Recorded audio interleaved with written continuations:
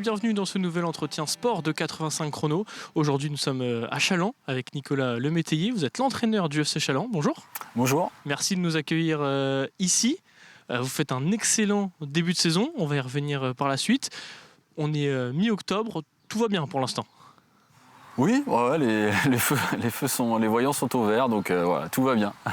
Alors on va parler de ce début de saison, faut le dire quand même. 8 matchs de compétition confondus, donc avec la Coupe de France.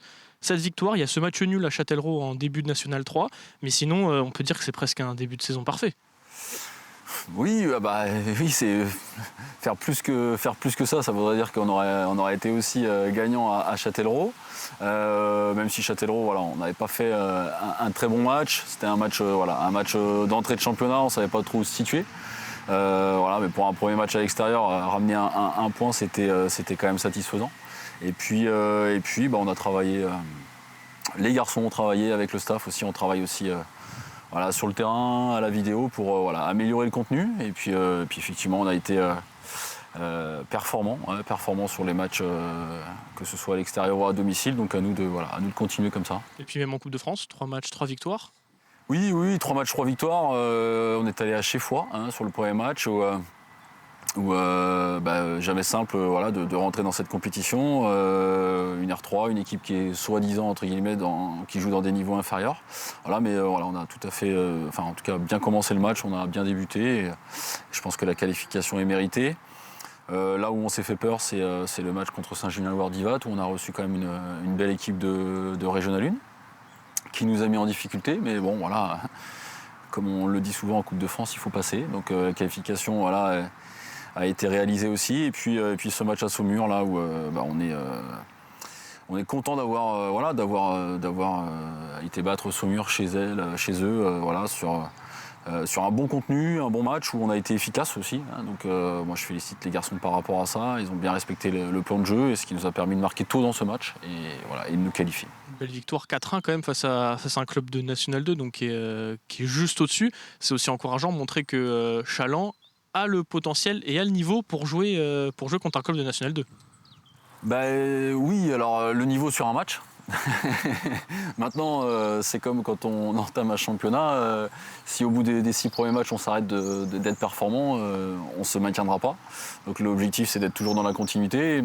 Et il faut continuer nos efforts. Je félicite toujours les garçons parce que on travaille de manière studieuse. Ils sont récompensés de leurs efforts.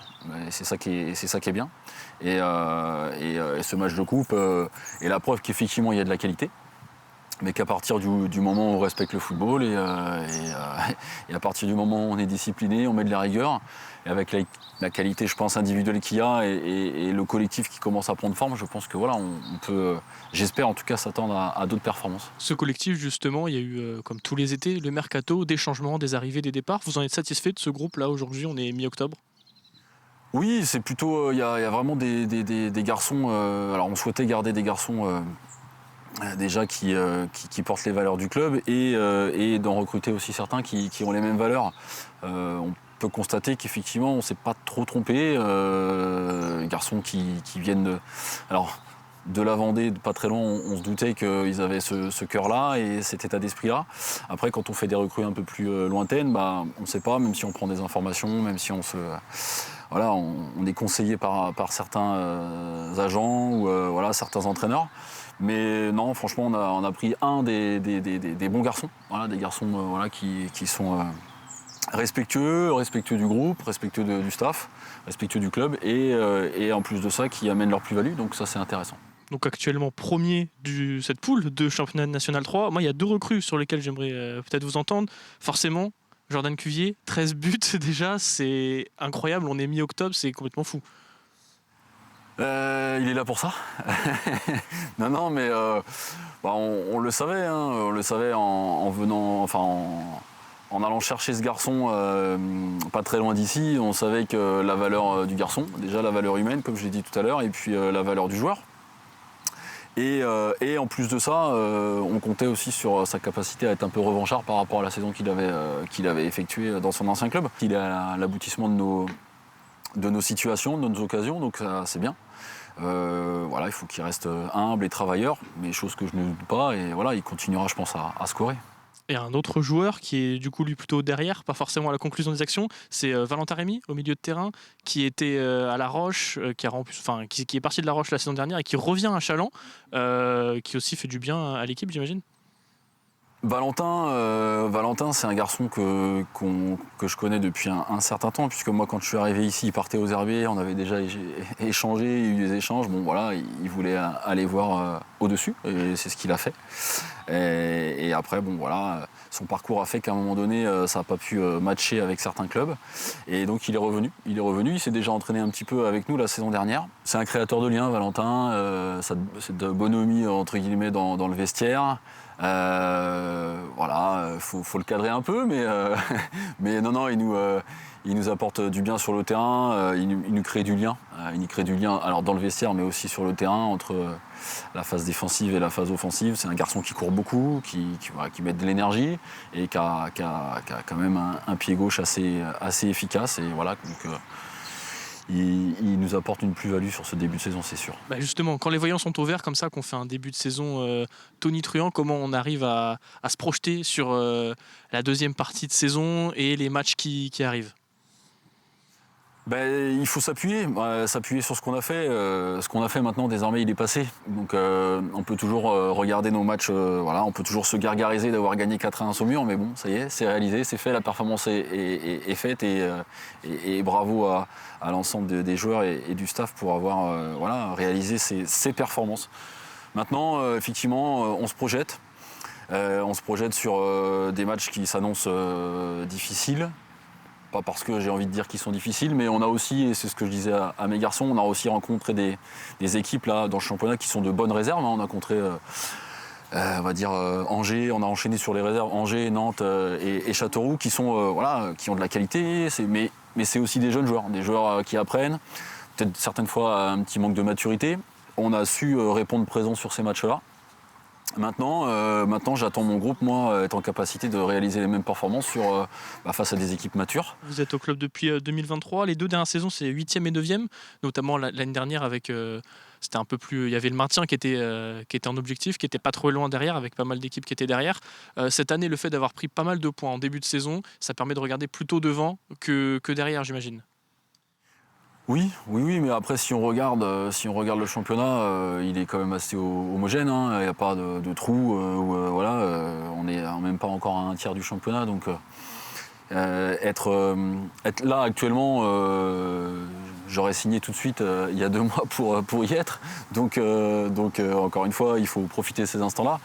Mais être là au bout de 6 matchs de championnat, ça n'a pas de sens. Enfin, ça ne m'intéresse pas en fin de compte. L'idée, c'est d'être là au dernier tiers de championnat et après on verra ce qui adviendra. Mais si on veut être là au dernier tiers de championnat, on sait ce qui nous attend chaque semaine, match après match, performance après performance.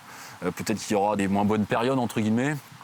C'est là qu'on verra s'il y en a un groupe soudé, solidaire et qui est en capacité de rebondir.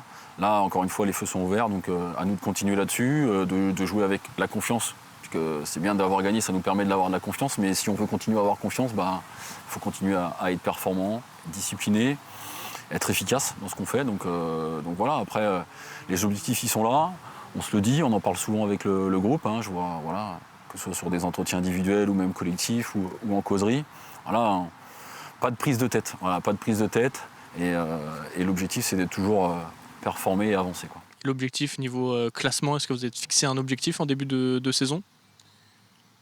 L'objectif, très sincèrement, c'était d'atteindre le plus rapidement possible, entre guillemets, ces 8 victoires qui sont synonymes un petit peu de maintien. Voilà.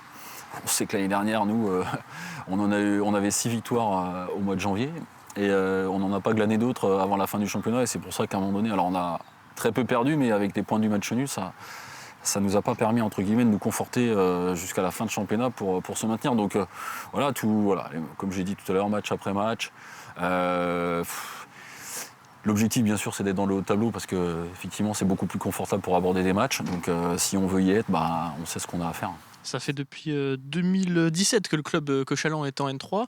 Ça fait un petit moment maintenant. Est-ce qu'on peut imaginer dans les prochaines années l'idée de passer un cap, plutôt aller jouer le haut de classement plutôt que objectif maintien ou pas? Faut l'espérer, c'est ce qu'on espère. On peut pas en claquant des doigts, on peut pas se dire tiens un jour on va aller en N2. On sait que maintenant championnat de N2 avec 3 poules, les niveaux se nivellent vers le haut entre guillemets. Que ce soit sur l'aspect sportif ou sur l'aspect extra-sportif. On sait qu'il y a des clubs certaines fois qui se grillent un peu les ailes aussi à vouloir monter très haut, très vite. Et des fois c'est compliqué de monter, mais ça peut aller très vite dans l'autre sens. Donc je pense que le club est assez sain comme ça, c'est étape par étape. Et un jour, sportivement et budgétairement parlant, peut-être qu'on aura le niveau d'y aller. Et je pense que en tout cas j'espère que là le socle collectivité, partenaire privé pourra nous suivre pour que on puisse avoir une équipe, pourquoi pas un jour de Chaland en National 2. Ouais, parce qu'on le voit, il n'y a qu'une place pour la montée. Et on l'a vu par exemple avec le Poiret, ça va très vite, comme vous l'expliquez, de descendre. Mais après, le chemin pour remonter, il peut prendre plusieurs saisons et il peut être très compliqué. C'est ça. Il faut y aller étape par étape. On sait les exigences déjà du championnat national 3, des championnats nationaux maintenant, depuis la réforme. Donc, et si un jour on se doit de monter, ça se fera par le biais du travail qu'on aura réalisé avec des bases solides. Et l'objectif, si on y est, bien sûr, ça sera d'y performer. Mais là, On n'y est pas encore. On n'y est pas encore. Il y a encore un peu de travail. En tout cas, on est très heureux d'être à ce niveau-là actuellement. Maintenant, comme je l'ai dit, c'est à nous de profiter. Qu'est-ce qu'on peut vous souhaiter du coup pour les prochains mois et la fin de saison à venir ? De ne pas avoir de pépins physiques, d'éviter les cartons, et puis que Jordan double son nombre de buts. Et que mes autres offensifs le fassent de même. Non, mais il faut garder l'exigence.